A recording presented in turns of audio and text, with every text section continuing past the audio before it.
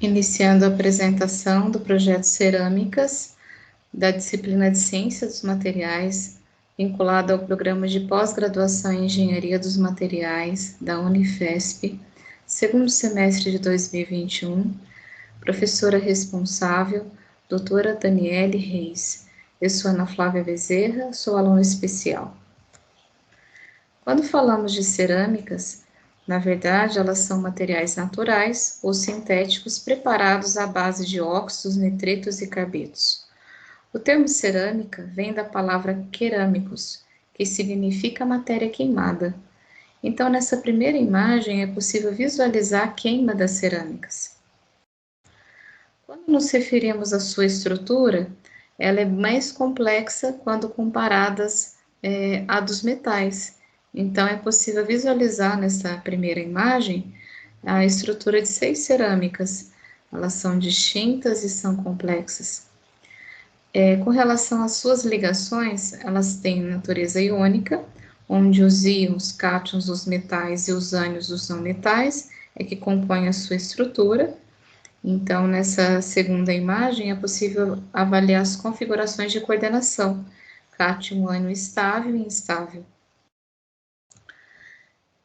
Como falado anteriormente, as ligações iônicas, elas podem fazer parte ou totalmente da estrutura cristalina das cerâmicas e também podem apresentar ligações covalentes.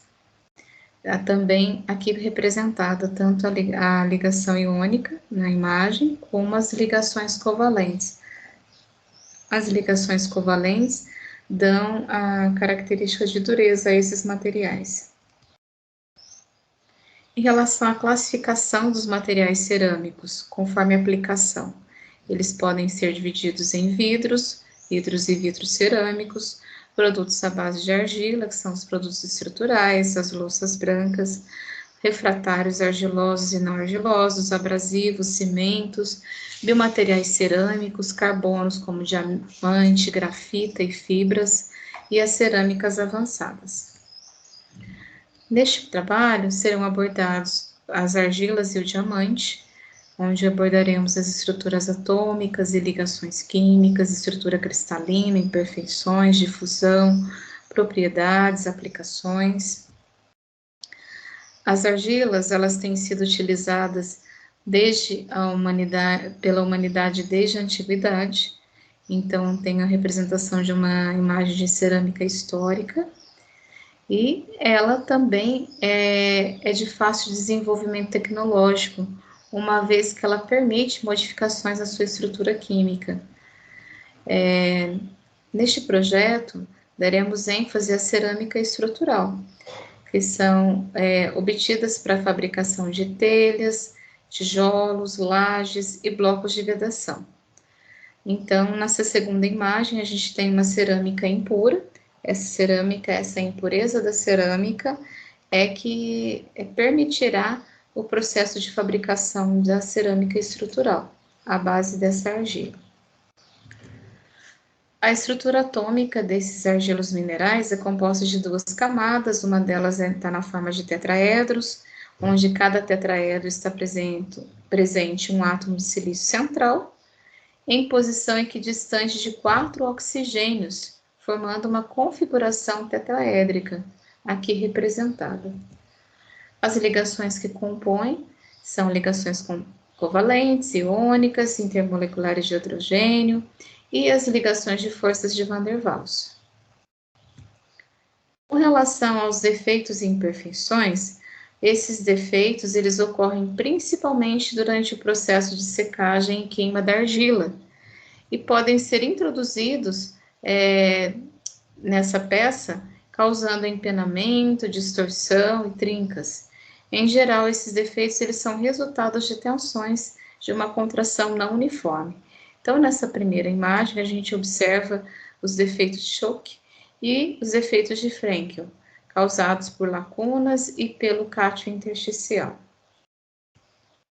O processo de difusão ou movimentação do átomo ele ocorre através de lacunas e do átomo intersticial. No processo de lacunas, a movimentação do átomo segue no sentido direcional, mas no sentido oposto. Já no processo, o átomo se deslocando de forma intersticial, ele vai ocupar a posição que está disponível. Durante o processo de secagem da argila, é realizada a difusão pelas moléculas de água da superfície, onde ocorre a evaporação e a secagem da argila. Então, nessa imagem sobre o processo de secagem, no corpo A observa-se o corpo ainda molhado, o B parcialmente seco e o C completamente seco. As propriedades da argila, elas sofrem alterações desde a sua extração, moagem, conformação hidroplástica, secagem, até a queima, bem como ligadas ao processo de fabricação e aos elementos que a compõem. O processo de fabricação por conformação hidroplástica, ele está ligado ao processo de cerâmica estrutural, e ele ocorre de forma que a argila se liga à água e forma uma massa plástica. Então, ocorre a ausência de formação de trincas, mas com limite de escoamento extremamente baixo. Essa conformação hidroplástica retém porosidade significativa e impacta na resistência insuficiente para a maioria das aplicações. Somente durante a queima a uma temperatura entre 900 e 1400 graus Celsius, essa massa específica é aumentada ainda mais e ocorre a diminuição dessa porosidade e a resistência mecânica é melhorada. Ocorrem reações complexas e intrincadas, uma delas é a vitrificação. O grau de vitrificação aumentado melhora a massa específica, a resistência e a durabilidade.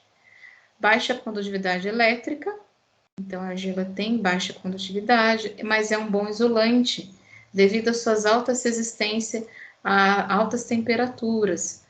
Apresenta característica de dureza, mas também de fragilidade, quando sofre tensão. Então, as aplicações de produtos cerâmicos estruturais para construção civil, telhas, blocos, tijolos, aqui representados. Agora falaremos um pouco sobre o diamante, né? O diamante é decorrente de uma alotropia do carbono, tanto diamante quanto grafite. A estrutura e as ligações que compõem o diamante. O diamante, nessa primeira imagem, nós temos a representação de uma célula unitária cúbica do diamante, no qual os vértices estão ligados por átomos de carbono, e eles são ligados por as ligações que o compõem são as covalentes, que dão características tornam o material compacto e altamente, com alto grau de dureza. Então, ele apresenta um grau de dureza de 10 mols. Quando falamos de imperfeições e defeitos, um dos defeitos pontuais do diamante é a vacância de nitrogênio, né? Então, nessa primeira imagem, a gente tem um ponto de vacância. Esse ponto de vacância, ele ocorre decorrente de altas pressões e altas temperaturas, e alguns cientistas aproveitaram esses defeitos e a capacidade de fotoluminescência dos diamantes para produzir sensores, como ilustrado na figura 2. O processo de difusão do diamante ocorre de forma intersticial, onde os átomos se deslocam ocupando uma posição disponível. As propriedades mecânicas, entre outras, são decorrentes às suas ligações covalentes, que conferem resistência à corrosão química, alto grau de dureza, menor coeficiente de atrito entre os materiais sólidos, também aqui representados nessa tabela. As propriedades térmicas e elétricas, ele acaba sendo um mau condutor elétrico, por ter uma estrutura compacta, é um excelente isolante elétrico, e tem capacidade de atuar como semicondutor, dependendo da dopagem aplicada, como no caso do boro. Então, ele pode se tornar um semicondutor. Quando falamos de propriedades magnéticas, o diamante ele é diamagnético, tem uma susceptibilidade magnética negativa da ordem de menos 2,2 vezes a 10 menos 5, e a representação dessa propriedade diamagnética, a gente tem nessa imagem, onde a figura A apresenta a ausência de um campo externo, não há dipolos, e na figura B, os dipolos, a presença de dipolos, que são alinhados em uma direção oposta à direção do campo magnético. Então, para ilustrar claramente esse processo das propriedades magnéticas do diamante, ele só apresenta propriedade magnética na presença de um campo magnético externo. As propriedades ópticas, ele apresenta um alto índice de refração de 2,7, capacidade de fluorescência e fosforescência, tem um amplo intervalo de transmissão óptica do infravermelho ao vivis. E aqui nessa primeira imagem a gente tem uma comparação do diamante visto sob a luz UV e do diamante visto sob a luz convencional. As aplicações, quando a gente fala de aplicações mecânicas, ele apresenta alta dureza, condutividade térmica e força de flexão, eletrônico, optoeletrônico e óptico espacial, devido à sua alta condutividade térmica, baixa constante de elétrica, alta temperatura de operação, um bom isolamento elétrico e uma boa transparência óptica. Quando tratamos de aplicações médicas, ele apresenta uma inércia química e um baixo coeficiente de fricção. O eletroquímico, caráter semicondutor quando dopado, alta resistência química, ampla janela de potencial de trabalho e baixa corrente de fundo. E aqui nós temos as imagens ilustrando as aplicações do diamante. Então, nós temos uma serra diamantada, as pontas ultrassônicas piezoelétricas, nessas pontas tem um diamante, e eles são capazes de, a partir da piezoeletricidade, promover corte na estrutura óssea, sem lesão de tecidos moles. O diamante também pode ser abrasivo, apresenta dressadores, pode ser aplicado para dressadores, utilizado também para ferramentas de corte e pastilhas. Encerro aqui a minha apresentação, eu agradeço, e as referências que foram utilizadas para a elaboração do trabalho